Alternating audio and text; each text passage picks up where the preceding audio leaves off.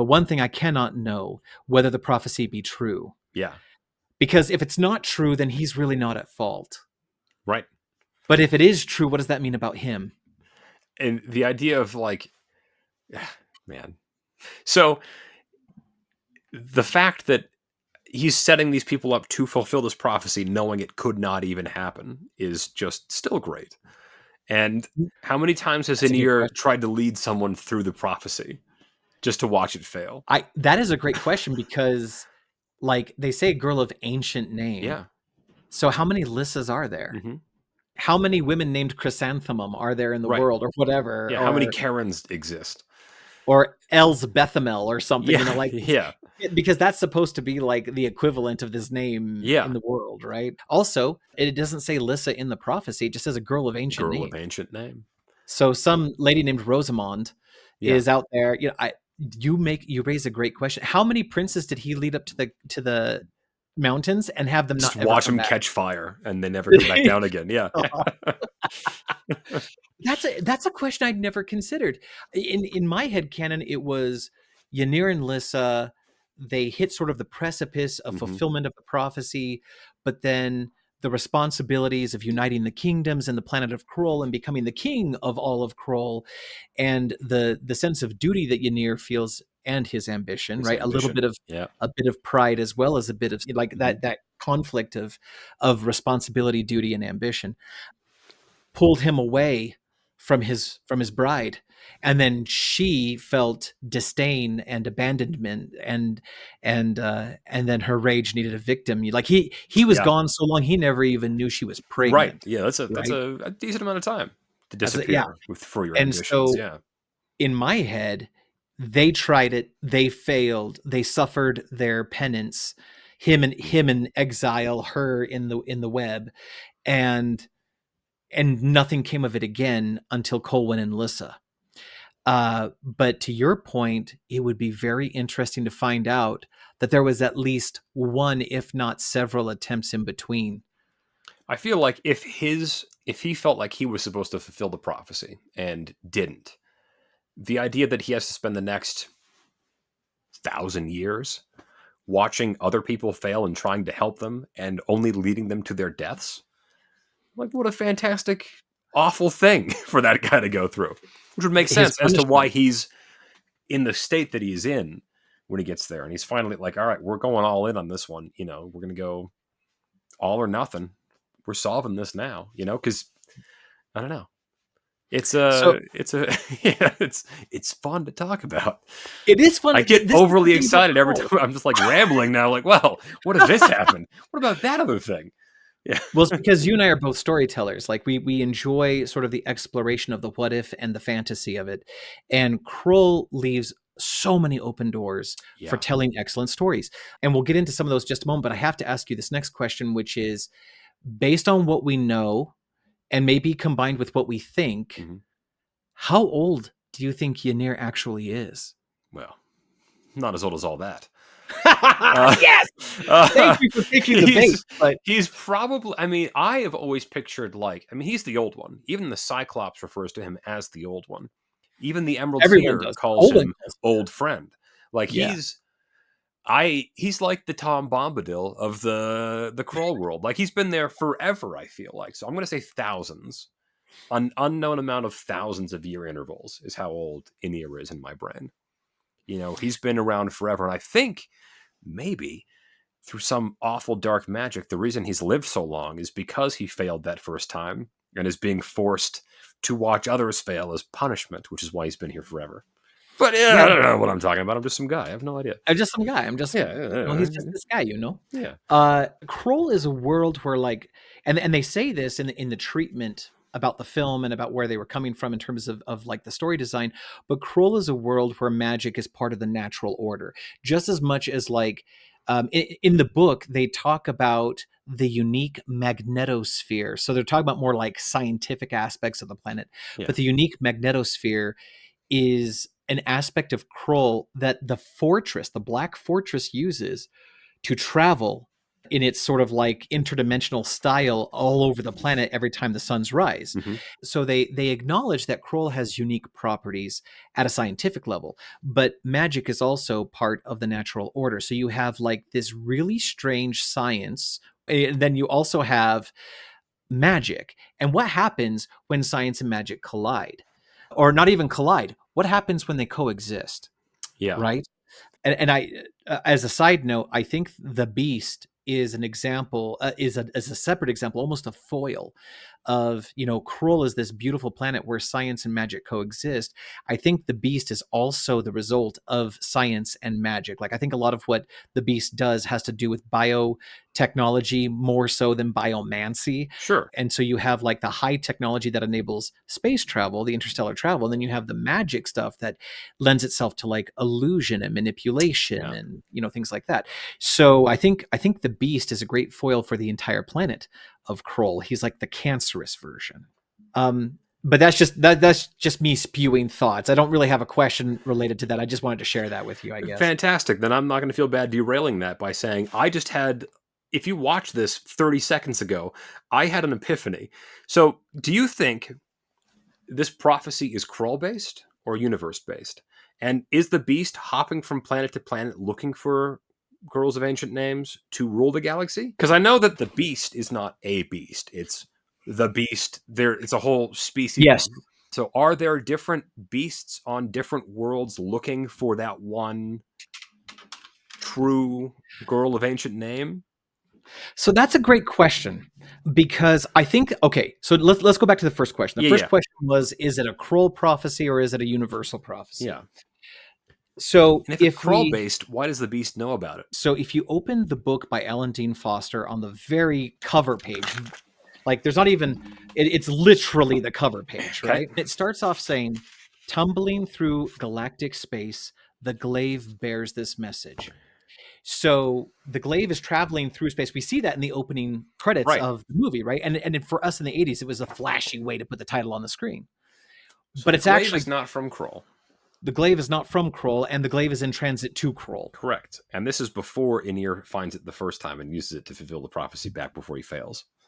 Well, actually, Ynyr doesn't use the Glaive, but the Glaive knows where it is. So we're gonna have to hit on that and just we're gonna get into a whole Ynyr episode. Oh no! Right. So it says, "From the sky will come the Black Fortress. From the fortress will come the Slayers to devour the planet of Krull. Then shall a girl of ancient name become queen. She shall choose a king, and together they shall rule the planet, and their son shall rule the galaxy." And then it talks about sort of, it goes back to like the description of the Glaive itself. Imbued with a fearsome power, can be a wondrous weapon in the hands of the right man. It can save the planet. All right. So to answer the first question, I have reason to believe this is a prophecy for Krull, but I agree with you that the Beast knows about it. The Beast is doing this intentionally, with great intention. Yes. He is there to hijack, for lack of a better term, the prophecy. Yeah, right? He even says in the film, I will be the king that you choose, like to Lyssa. So he acknowledges that the Beast acknowledges that he knows about the prophecy and is saying, hey, you're going to choose me and we can rule the galaxy together. So yes, the Beast does know about that. Absolutely, he does. It'll take me a moment to find it. What's that? No, you go ahead. No, I'm just laughing about this is the nerdiest thing I've ever done, and I love it.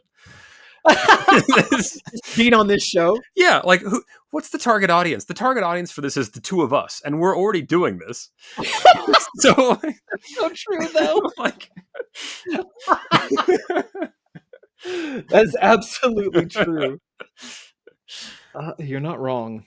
You're not wrong.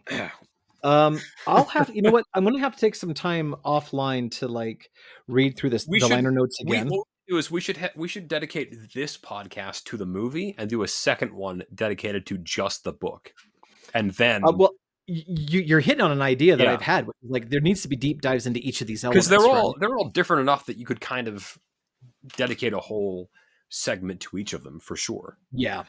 Now, let me, since we're on the topic of Ynyr, I want to go back to Rel in a second, but since we're on the topic of Ynyr, I want to challenge something really quick. Sure. Because I asked you the question, like, how old is Ynyr? And then you immediately threw out the quote, which I thought was fantastic. Well, not as old as all that. So then it comes with like a binary question. First of all, how old is all that?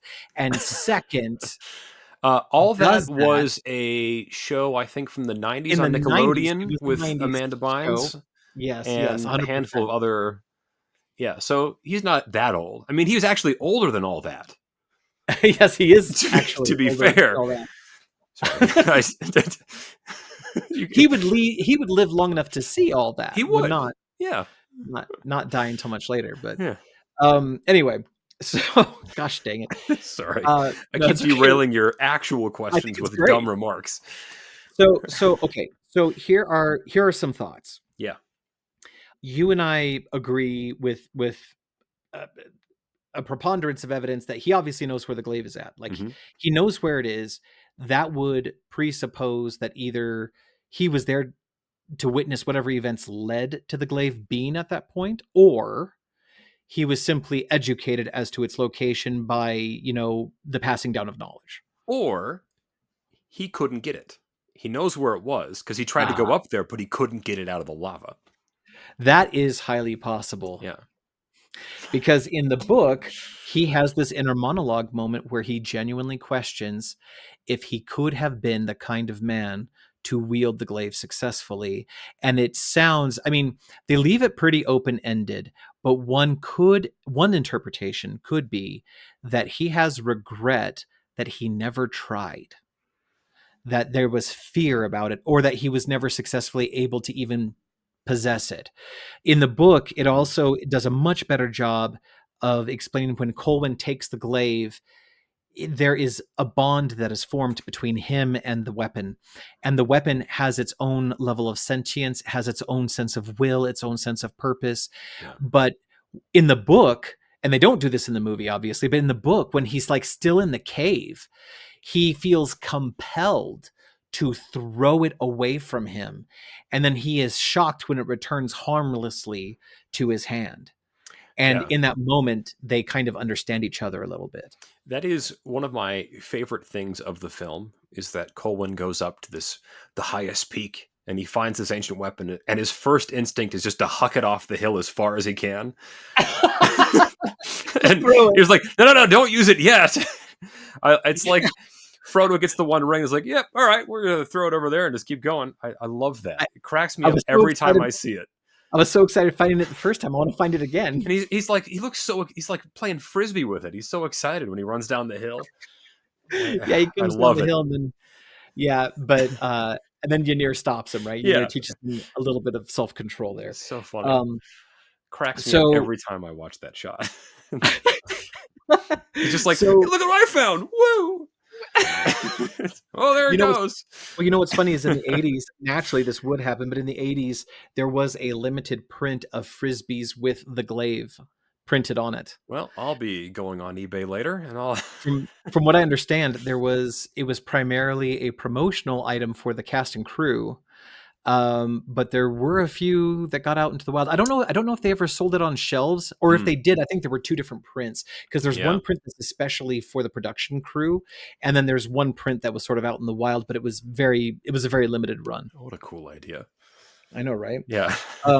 So Ynyr knows where the glaive is, and Ynyr, this is like the biggest piece of evidence that he's much older than we think he is. Mm-hmm. He has lived long enough to know, not just have belief, but to know that the glaive is real when absolutely everybody else, including a crowned prince of a kingdom, thinks that it's religious iconography. Yeah. Right? It's part of their... we don't get a clear sense of what their full religion perspective is, right? Right. But we know that it's part of like their emblems of power, because it's all over the White Castle of Ynyr. All over the throne room, yeah. All over the throne room. It's in the bottom of the basin during the wedding ceremony. Ynyr's got it on his staff. He has it on his staff. It's symbolic. And then of course, Colwyn gives us the exposition of, but it's just an ancient symbol. It's not even real, you know. And then Ynyr has to educate him on like, oh, it's very real. And it used to be a very powerful weapon indeed, and all this other stuff, right? So extrapolating from all that, Ynyr has seen it in action. He knows what its capabilities are to some degree. Yeah. He understands the nature of it well enough to know that he himself cannot wield it, but someone special can. He understands, and I think people are going to get mad at me for saying this, but just for the moment, go with me on this ride. He understands he has to find the right man for this job. It needs to be wielded by a man in this case for a reason. And then fourth, he has witnessed it become an emblem and an icon that everyone thinks is metaphoric. I don't know where they think that emblem comes from. Maybe they tell stories like Grecian mythology. I don't know. Right. But he's seen it used in iconography. Like you said, it's on his staff, but people don't believe it's real anymore. It's gone long enough that people don't believe it's real anymore. So he knew it was real, and now people don't know that it's real at all. So how long do you think that takes? This is going to sound absolutely insane, but I have never once thought about the mythology of the world that led to that point. And I feel really stupid for having never thought about that. Like, that's such a cool idea. Like, yeah, why does everyone know what the glaive is? To the point that it's everywhere, but no one thinks it's real anymore. So, Krebs. This is why I love talking about this movie. People don't understand how cool this movie is. So that means at some point in the history of Krull, some event happened where the glaive was like, hey, everyone, look at this magic item saving the world. And then it got lost. And then some things that should not have been forgotten were lost. Myths became legends. Legends became whatever the Lord of the Rings quote is from the beginning of that. So, there must have been... So what was the event that would have required the glaive thousands of years ago that Ynyr witnessed that started this whole legend? Let me challenge that thought for a second. What makes you think it takes thousands of years for people to forget? No, that's true. You're also right. You're also right with that. I mean, people don't know what VHS tapes are anymore. So, like, this all could have happened 30 years ago in the world. You know, all them Krull kids going around with them dang one iPhones. A laser disc. I thought it was just a symbol. It's not a real thing. It was very real one. Very powerful and ancient medium. So after films happened, I mean, it could have been which could mean that Ynyr could not. I mean, he might not be that old. So just old enough to know about the old stuff. Yeah. So what? Just thinking through it for a second, what would you say is the minimum length of time for an entire planet, as far as we know, to forget about an ancient and real weapon that was used in a major event on the planet? I'm going to say not that long, and I'm trying to do everything I can to not make this a really depressing conversation. You're doing great, by the way. Because historically speaking, we as humans have done some pretty awful things to each other and don't seem to remember that. And then immediately forget. Yeah. So I'm going to say, let's talk about this in a metaphorical, ethereal, sort of non-literal sense. A few hundred years. Okay. Like, we don't know the exact details of the Revolutionary War, right? We know these battles happened, but we don't know, these 50 guys with these names were in that battle. I mean, we might. I don't know that. This might be a bad example, but like a few hundred years feels like a good enough time to know the stories, but not the details to that extent. Mm-hmm. But I feel like you need a couple extra 100 years to make something sort of a legendary figure. I mean, I feel like a lot of our Earth-based legends are all... I mean, but... even that's kind of wrong. I feel like this is a really tricky question. All right, so allow me just to throw this out, and then you can feel free to agree with me or tell me I'm an ignoramus or whatever. You're an ignoramus, Krebs. Thank you, I appreciate that. Yeah, you're welcome. I'm going to put a minimum time span on this. Okay. Okay. I think it would take at least 100 years. I think, like, if we right now. We have the benefit of so much technology in terms of recording our history, reporting our history, and revisiting our history. That's very true. Yeah. But let's place ourselves in the 15th century as we understand it. And then let's say, okay, so it's 1524. What was life like in 1424? And I don't know. I don't fully understand what the answers would sound like if you asked someone in 1524 what life was like 100 years prior. Yeah, I think the thing is going to be writing down that information, right? And that is what keeps those stories and that information alive and going. So, do the people of Krull have a written history? We know Urgo does. He's one of the hill people. They're kind of looked down on. All of his spells are written down on cards. So you're going to say that he can write, but Colwyn, the prince, doesn't know how to read? I feel like you have to assume that there has to be some sort of written language on Krull. Probably many written languages, right? So there has to be some sort of history. So whatever the Glaive stuff is, has to have existed before the invention of written language to make it that sort of mythological, oh, it didn't really happen. You know, this was before recorded history sort of thing, right? So, yeah, at least 100 years. Maybe a few hundred? Maybe, yeah. I would absolutely entertain a few hundred, right? Yeah. And here's a rhetorical question. We know that the Glaive has a script on it, right? Yes. And it says that the Glaive arrived on Krull bearing this message. And so the prophecy is what I assume. On the Glaive. You're so right. Oh, you're so... Oh my God, I got goosebumps. That's very exciting. You're so right. That's how the Glaive delivers the message. So if the Glaive is alien, the Glaive is from somewhere else. We don't know where, but it came through space to get to Krull. So someone sent a blady, powerful text message to the entire planet of Krull. And it says, so is the planet Krull only called Krull because the Glaive said it is? Because the Glaive message says, from the sky will come the Black Fortress, yada, yada, yada, to devour the planet of Krull. And if that is what's written on the Glaive, does the Glaive name the planet? Well, but how do they read it? Also, how would they read it? See? So I mean, it's high alien technology. It has a will of its own. It has a level of sentience. And that was going to be my rhetorical question, which is like, how did the creators of the Glaive know which alphabet to use? Maybe that's not the right question. Maybe the next question is, how does the Glaive display the message? Right. And how is the message perceived? How is that's really the question. Deciphered on the receiving end. Yeah. And could you imagine being on Krull when a shooting star is actually a shreddy star and it lands in the field with you? And then you look at it and it's like, hi, I'm a little weapon. Oh, guess what? You're going to get invaded in 10 days. Oh, this is an awful thing. The black coats are coming. No one's going to believe this. Some kid picks it up. He's like, oh, man, look. Oh, no, we're going to be invaded.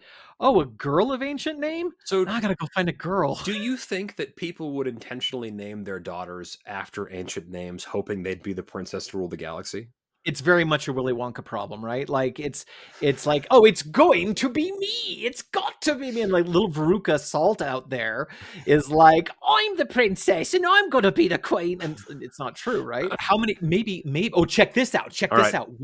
What if every kingdom on the planet had a tradition, habit, or ambition of naming all of their princess daughters after ancient names? Hoping they're the ones to rule the planet eventually. Hoping they're the ones to rule the planet. So there's a short-term political move of, oh, well, here's this new ancient named princess, but also... Because if you don't, you automatically exclude your daughter from the prophecy right away. You're right. But here's another problem. If the ancient name is Lyssa, and suddenly we're naming all of our daughters Lyssa, it doesn't say it's kind Lyssa, of a modern name now, right? So like, true. So can you undo an ancient name by renaming too many people that name?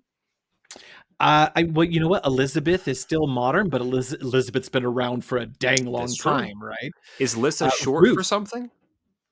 Lyssa? No, actually, in the book it just says Lyssa. That's all it says. Lyssa. Lyssa. Um, so so to your point though, like in the Yes. prophecy, it doesn't say Lyssa, it just says ancient name. Girl of ancient name, yeah.